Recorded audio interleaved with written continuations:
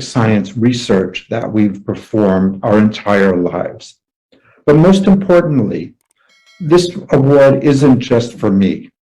It's for all of the researchers that have been involved in the development of mRNA, lipid nanoparticles, vaccines, and the study of coronaviruses. Without every one of those researchers, we wouldn't be where we are today. So this isn't a simple award for one person. It's an award for science in general. Thank you very much. Congratulations on that well-deserved honor, sir. I would now like to invite the chief guest for the occasion, Mr. KT Rama Rao, Honorable Minister of Industries and Commerce, Government of Telangana, who has left no stone unturned to strengthen the position of Hyderabad in the field of life sciences, to address the gathering. Good morning, one and all. On behalf of the state of Telangana, I welcome you all to BioAsia 2022.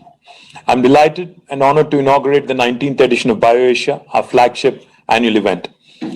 I'm extremely pleased that BioAsia has been able to weave a meaningful and pivotal narrative for almost 2 decades.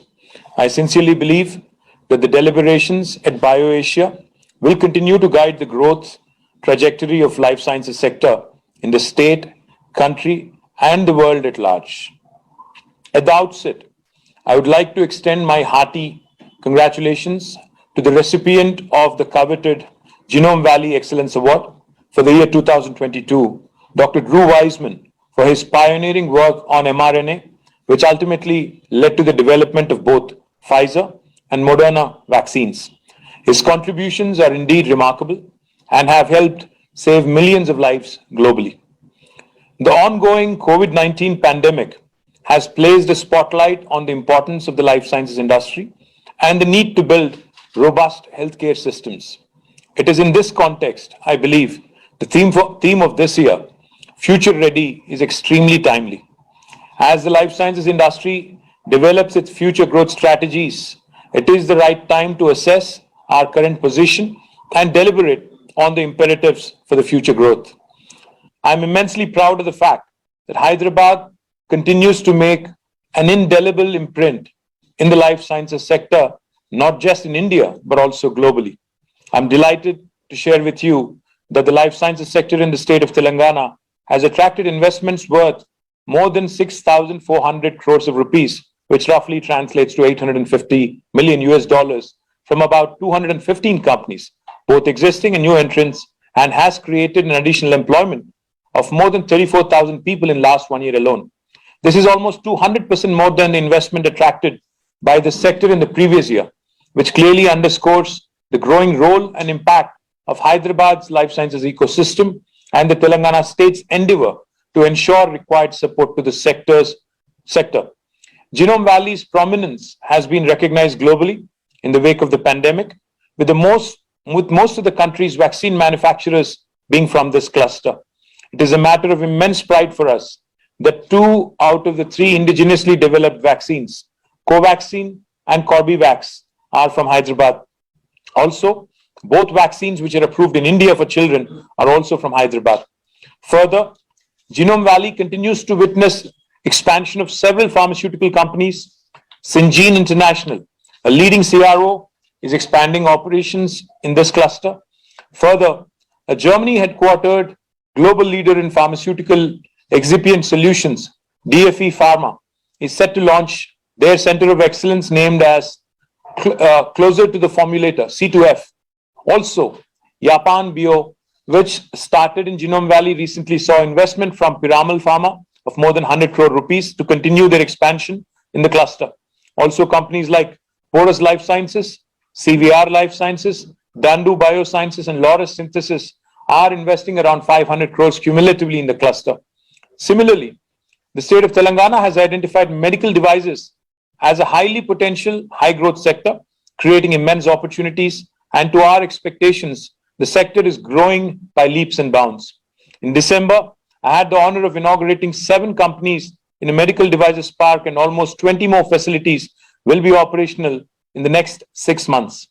The park now has over 50 companies setting up their manufacturing and R&D units with an overall investment commitment of around 1,500 crores and total employment of around 7,000 direct jobs, in addition to about 1,500 crores of investment from companies such as Medtronic, B. Brown, etc. in Hyderabad. I'm excited about the ongoing advanced discussions with some of the companies, which I am hopeful of announcing soon. On the pharmaceutical front, we are inching closer to the launch of the world's largest pharmaceutical cluster, the Hyderabad Pharma City. The cluster has been planned with the most advanced and efficient utility and environmental infrastructure, with the objective of increasing cost competitiveness of the industry, ultimately making affordable and quality medicines available for the citizens globally. I've personally had an opportunity to interact with the experts around the world, and I can state with great pride that the cluster will truly redefine the landscape of pharmaceuticals and also industrial clusters globally. We remain committed to the environment and also promoting sustainable practices.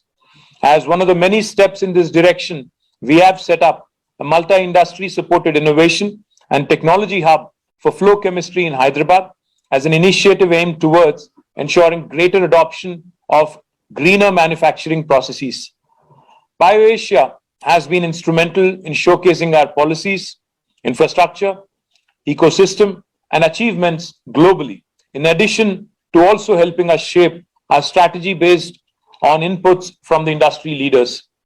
This flagship event helps us play a catalytic role in bringing stakeholders together and enabling deliberations on topics of global relevance.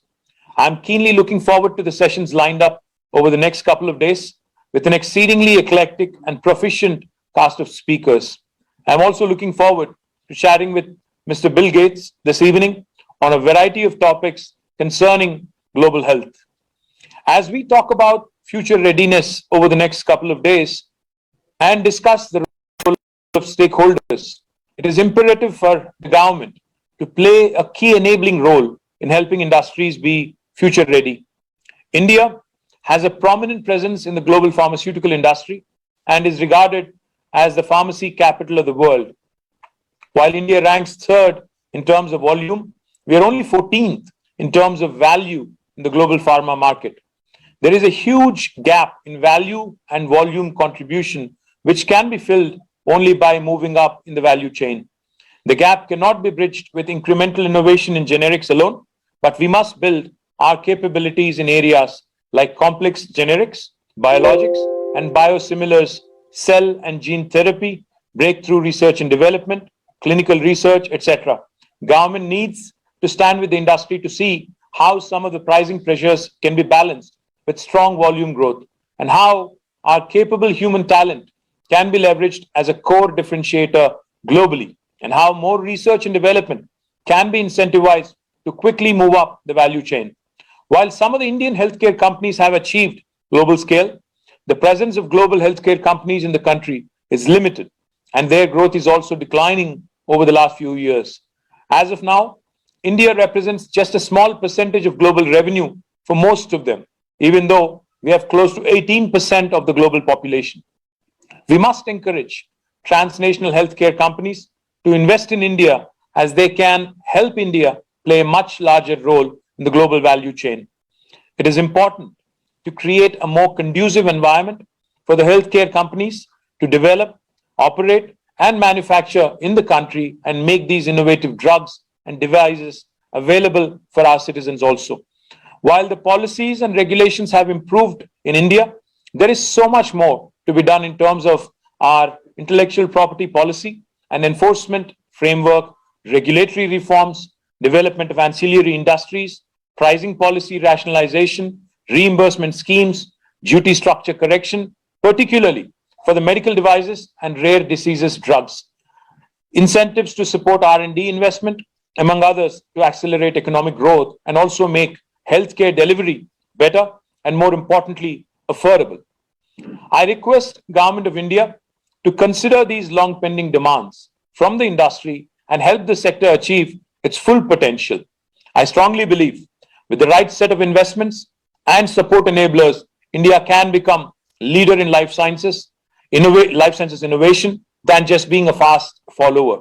I would like to highlight that the state of Telangana is striving to lead by example and are focused on some of the key pillars that are within the ambit of the state government by way of creating advanced scientific infrastructure, training industry-ready talent pool, rationalizing state-level regulations and clearances, promoting linkages between industry and academia in a more systematic and institutionalized manner, among others.